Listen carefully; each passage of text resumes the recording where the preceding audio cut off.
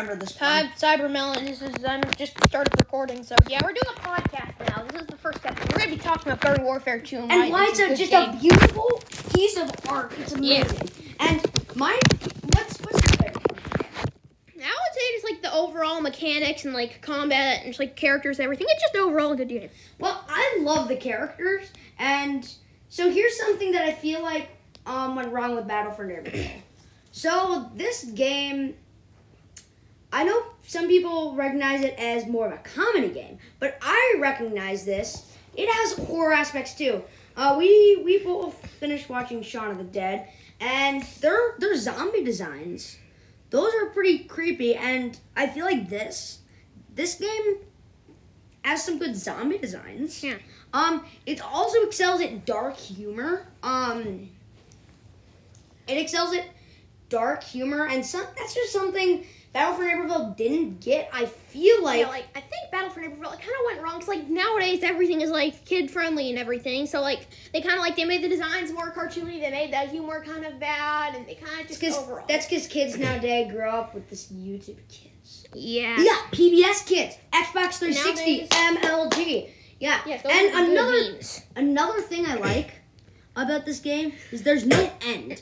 To 100% this, you have to get all the achievements, you have to get all the gnomes, you have to get every snow globe, you have to master every single character, and you have to beat the story on the hardest difficulty. So I think that's kind of basically impossible to complete all of it unless you play the game every day. So it's basically never ending.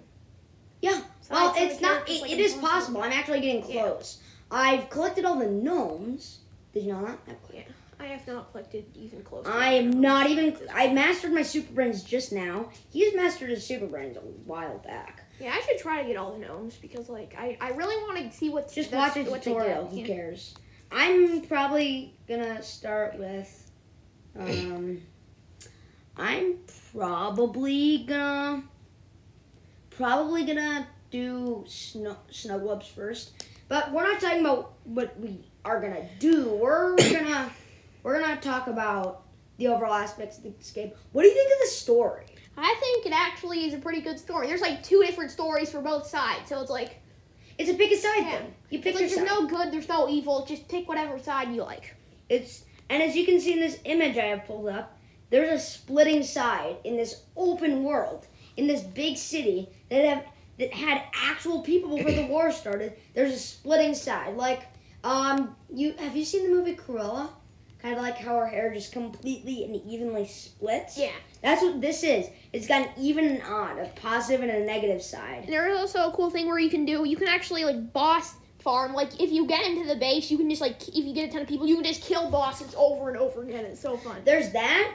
Another boss farm I was thinking you would bring up is the replayability of the missions, which I think personally is great. Yeah. I like the replayability of this game because you can always do all of it. I was thinking of speedrunning this, and then I was like, yeah, but no.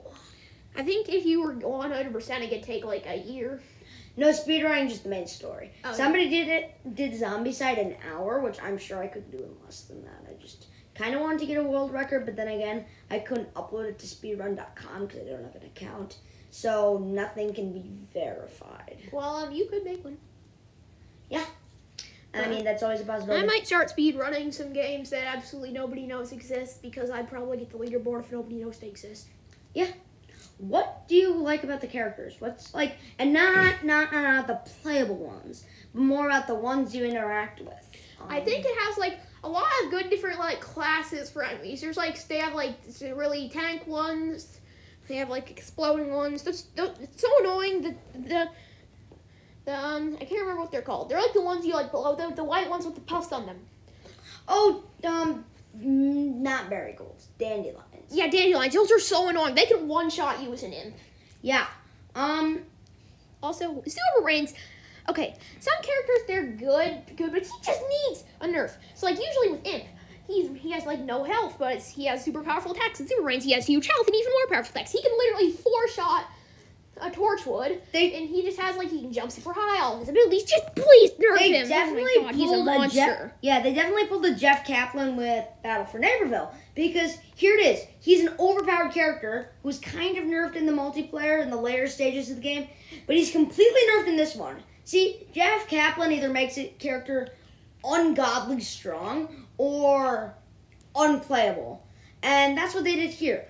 I prefer this rendition of Garden Warfare 2's rendition of Super Brains because I like, personally, how he is killable. He can be stopped. But let me tell you what Super Brains could do if he wanted.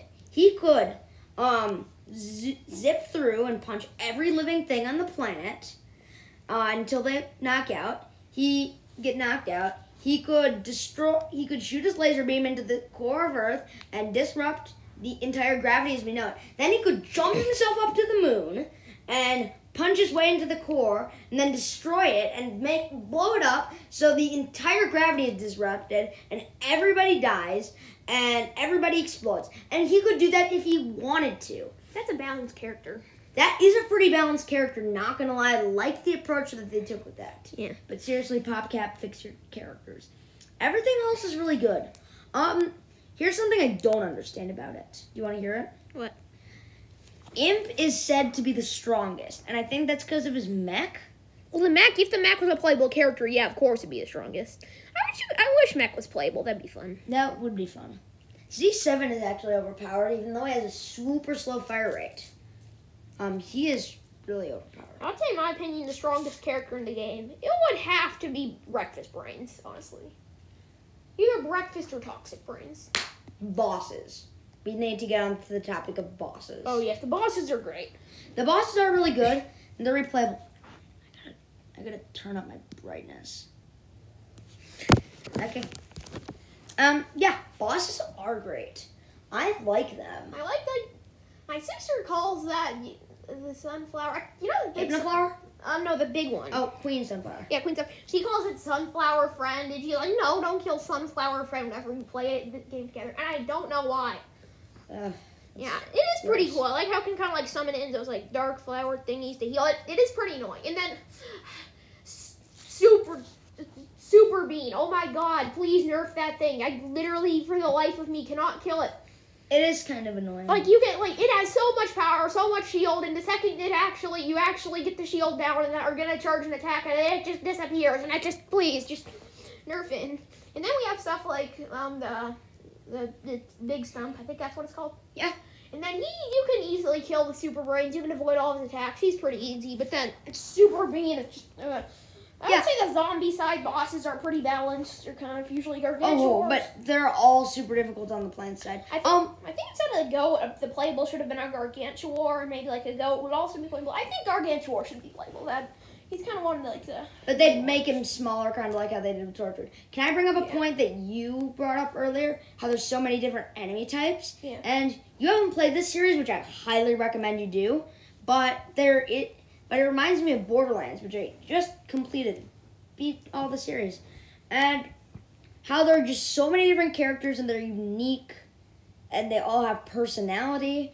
And I think this game excels at it too. I think this game is a lot darker than Battle for Neighborville. And of course darker than the first one because the first one didn't really have a story. Yeah, it didn't really have, Yeah. So, do you want to end it soon? I think glitch they get. I think we should end it now. Yeah. This podcast episodes are going to be really short. I know most podcasts are like 2 hours long, but let's be honest. Making a lot of them. So. But let's be honest. All you babies at home don't have the attention span of 2 hours. Goodbye. Yeah, we're gonna make lots of them.